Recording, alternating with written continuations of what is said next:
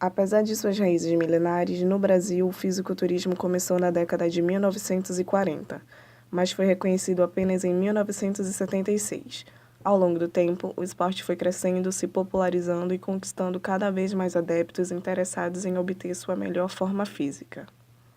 O que me atraiu a estar no mundo do fisiculturismo foi a magia, a curiosidade de querer saber como é que seria estar no palco, ou estar com aquele corpo bem bacana, aquele corpo mágico.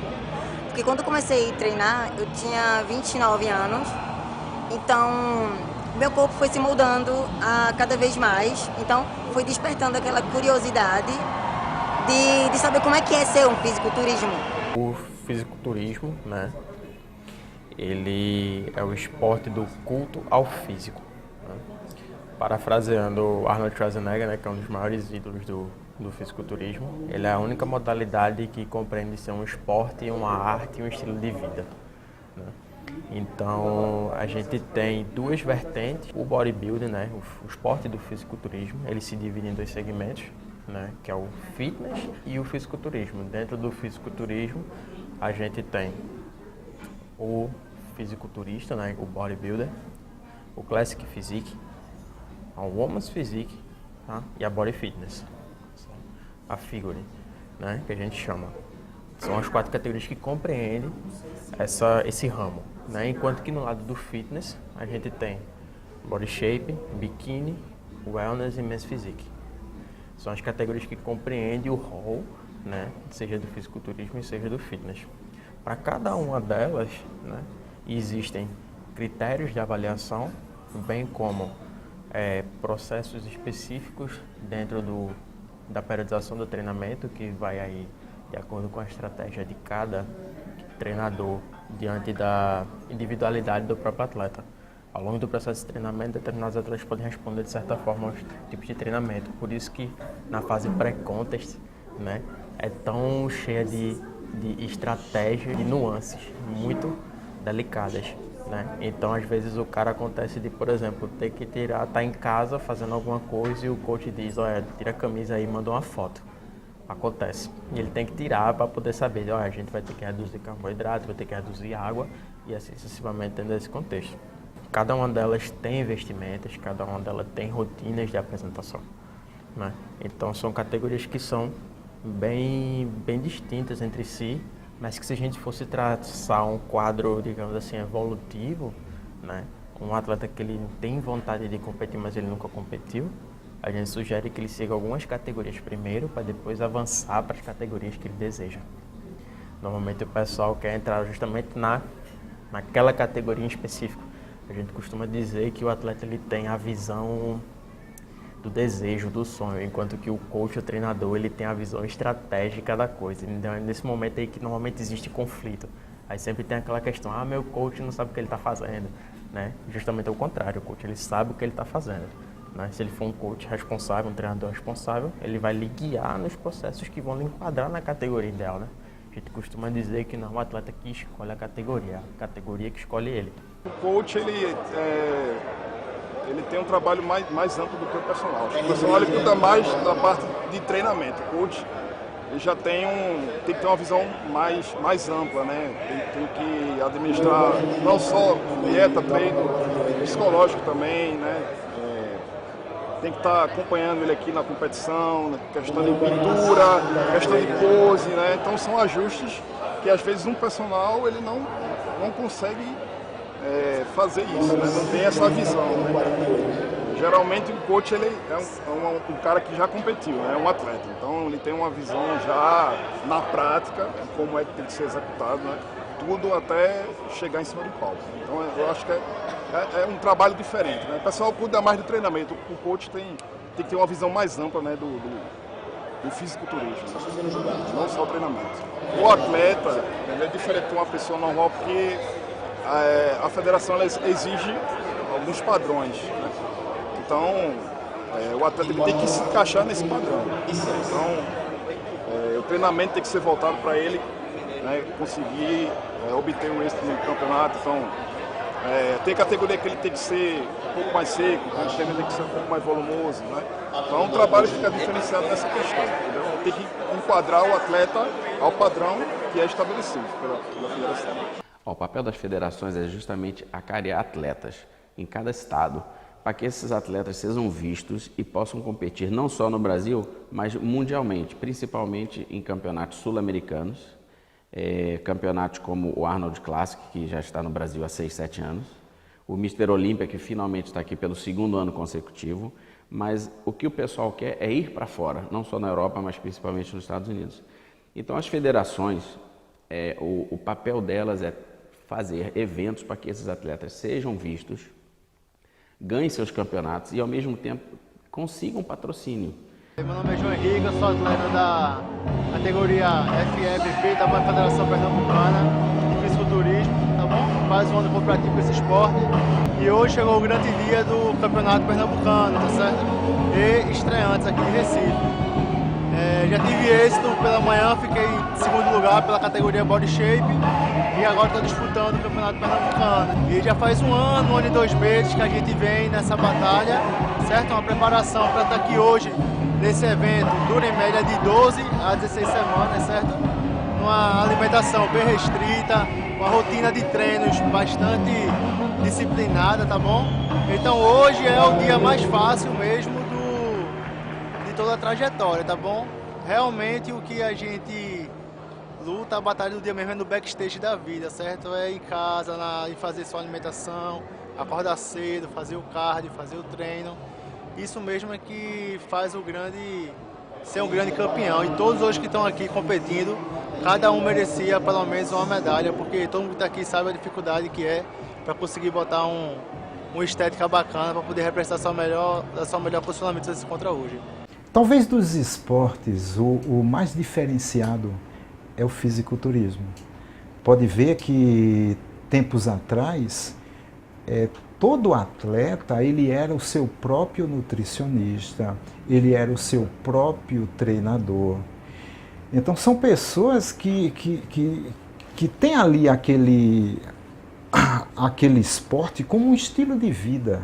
Então, fisiculturistas são chamados de os atletas xiitas, eles tentam seguir aquilo muito à risca, entendeu? Então são pessoas muito dedicadas. Para mim, a alimentação é a coisa mais difícil que existe no mundo fitness, porque, nossa, faz 2 anos, né, que eu tô em preparação, que eu não consumo gordura, eu não consumo açúcar.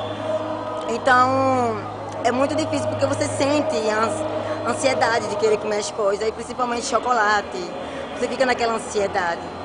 Então, é estresse, você fica estressada, você fica muito mal, você fica muito sensível. Então, a dieta é realmente o foco do nível difícil para se manter no mundo fitness.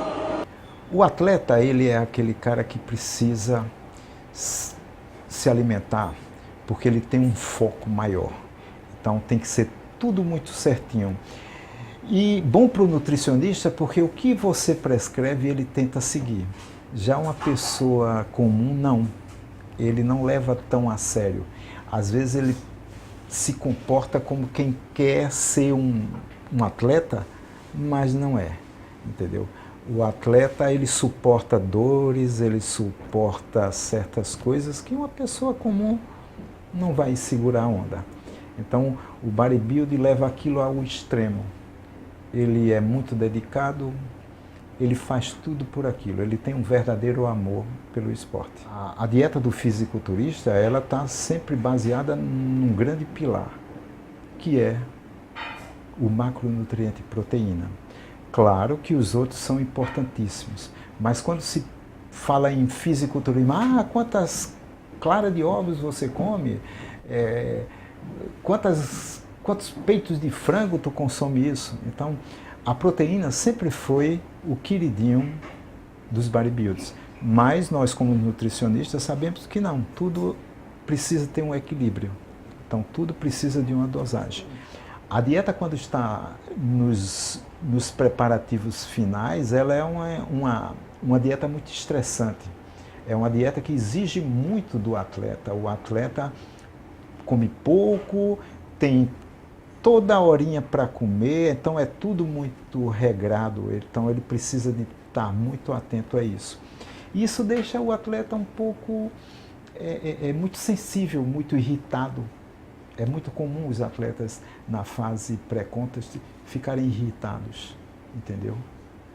Mas é uma coisa que quando ele vai competir e ele ganha, ele sente que vale a pena, aquilo conforta ele. A melhor parte é você ter 34 anos e você ter 2 filhos e as pessoas chegarem para você e dizer, pô, você tem 2 filhos, parece que você tem 2 filhos. Seu corpo tá muito massa e não dão a idade que a gente tem. E o melhor de tudo e o mais mágico de tudo é você subir no palco, sabe? E você botar aquele biquíni e você ficar toda transformada, uma make, o cabelo. O melhor de tudo é você subir, é você competir, é você participar, é você estar lá em cima do palco vendo aquele monte de gente te olhando. É muito mágico, é mágico. Com a conquista do título olímpico para o ano de 2019 e com severos exames antidoping pela frente, o fisiculturismo parece prestes a viver uma nova era, vencendo os estigmas dos esteroides anabolizantes. É uma faca de 2 gumes, porque muitos atletas, todo mundo sabe, não tem como a gente negar, mas muitos atletas, e não é só no fisiculturismo, em todos os esportes. Lembra do Lentz também no ciclismo que tomava, tem atletismo. Então, muita gente acha que é somente no fisiculturismo que o pessoal está se injetando e está tomando. É errado, todo mundo sabe o que é, mas muitas pessoas querem realmente um crescimento mais rápido. Tem leis, tem gente que é preso, tem laboratórios que são clandestinamente encontrados pela polícia e isso é bom que vai acontecendo porque vai desestimulando esse pessoal de querer ficar tomando droga, ficar tomando bombas, como o pessoal diz, né? Quando se fala em competição, não tem segredo para ninguém, porque ou o atleta usa esteroide ou então ele não vai ter lá grandes avanços na sua massa muscular. Então, hoje em dia, não existe competidores que não cheguem a usar esteroides anabólicos. Para as Olimpíadas vai ter que ser todo mundo limpo, como é nos Estados Unidos. O que nós temos uma categoria aqui que se chama Men's Physique, que é um pessoal que realmente tem um corpo super saudável, estão começando a ficar maiores, mas naturalmente. É óbvio que não tem porque um Men's Physique começar a tomar anabolizante, porque se você vê no corpo deles que é algo bonito, é algo da praia, não é algo gigantesco. Mas esses atletas, de pouco a pouco, vão naturalmente crescendo por ingerir alimentos que realmente vai proporcionar um corpo mais volumoso. Então, no futuro, esses atletas vão ter que sair dessa categoria e subir para uma outra categoria, que eu espero que seja natural para sempre, para que possam entrar nas Olimpíadas e representar o Brasil de maneira honesta, entendeu? O físico do fisiculturista, se você perceber, ele se assemelha muito a um X, né? Que são a parte do tronco, né? Dos membros superiores largas, com a cintura fina, né? Por questão de individualidade biológica mesmo, a questão da cintura, né? Por ser um osso, né, da pelve, o osso da pelve, ele não permite, né, uma hipertrofia, né? E ele volta a hipertrofiar nos membros inferiores. Então ele forma literalmente um X. E dentro desse X é que a gente vai buscar os critérios de avaliação. Por exemplo, a harmonia, que é a relação entre membros superiores e inferiores, né? Então a gente consegue, quando a gente avalia o físico do atleta, a gente busca se ele tem um físico harmônico, porque ele ser harmônico é aquele famoso nem ser muito grande em cima, nem ser muito grande embaixo, ou vice-versa, entendeu? Aquilo tá proporcional.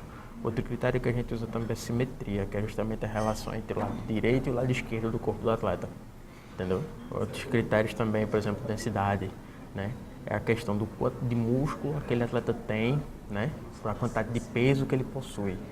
Certo? Da mesma forma que o volume, que é o quanto de músculo que o atleta tem por segmento ósseo. Então, por exemplo, existe atletas cuja individualidade biológica permite que ele tenha um bíceps mais comprido, né? Ou um bíceps menor, entendeu? E isso vai, por exemplo, se o atleta tem um bíceps menor, o quanto grande o bíceps dele pode ser naquela dimensão que ele ocupa.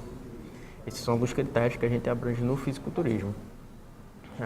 Classic Physique, ela tem uma particularidade de categoria que ela se assemelha bastante né, aos primórdios do fisiculturismo, na década de 80, final da década de 70, que é quando teve lá a ascensão do Arnold Schwarzenegger, do Frank Zane, né, do Sérgio Oliva, entre outros, né?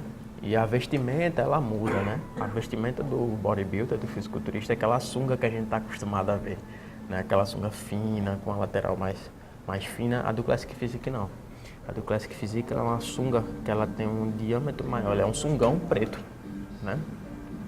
Ela é um sungão preto justamente para ter uma diferenciação da categoria do fisiculturista, né? Então, até a questão da quantidade de poses que o atleta faz é menor. O Classic Physique, ele faz menos poses do que o fisiculturista tradicional, né? E ele tem que ter um aspecto clássico, por isso Classic Physique. Então, muitas vezes o atleta, ele tem que fazer um trabalho, por exemplo, de ativação de mobilidade de quadril, que é para ele poder ter um certo deslocamento de quadril. Se você perceber, os Classic Physique, eles posam meio que de lado, né? Fazem uma munganga, como diz, né? Com o quadril e assim vai. Então, existem essas pequenas nuances que diferem uma categoria da outra, né? A Women's Physique, por exemplo, é o ápice máximo, né, de categoria que uma mulher pode atingir, né? Ela não pode perder nenhum aspecto de feminilidade, tá, ao longo da preparação, tá? Ela tem que apresentar bem-estar, bem como qualquer categoria. Isso é padrão para qualquer categoria, seja do fitness ou do fisiculturismo, né? O atleta, ele tem que estar com um estado saudável. Você tem que perceber que o atleta está bem no palco, ele tem que transmitir simpatia, né? Porque além de ser um esporte, como diz, ele é uma arte, então ele tem que ter um aspecto de show business, digamos assim.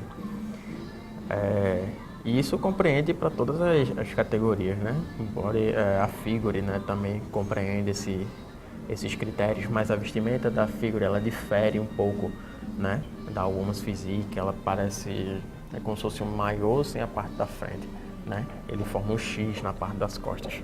Ele é ligado com a parte de baixo do biquíni. A Men's Physique, que do ramo do fitness é uma das categorias mais importantes e é o que levou, né, ao desenvolvimento do esporte do fisiculturismo hoje de 2012 para cá, né? Se não fosse pelas categorias Men's Physique e Wellness, possivelmente o fisiculturismo estaria morto hoje, né?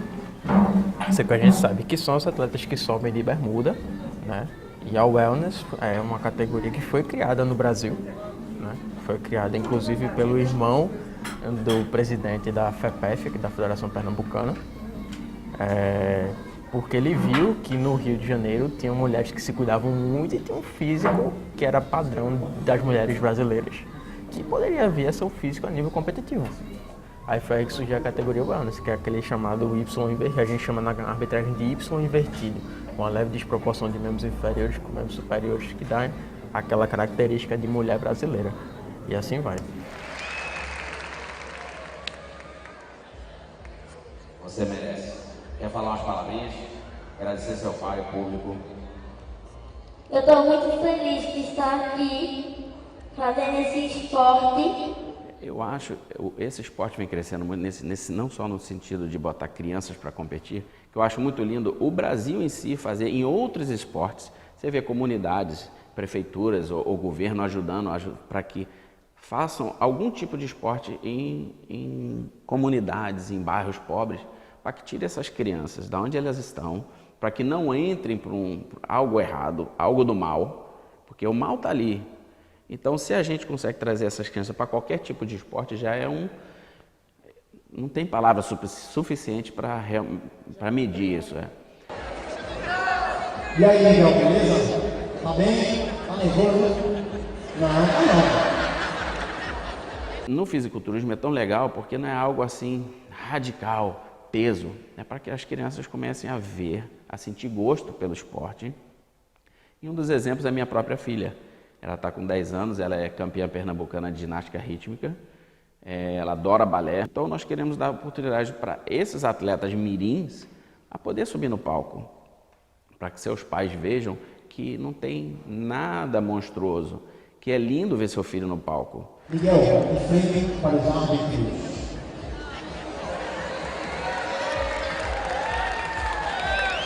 vira para a direita,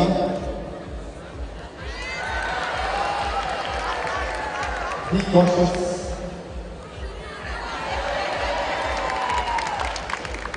vira para a direita.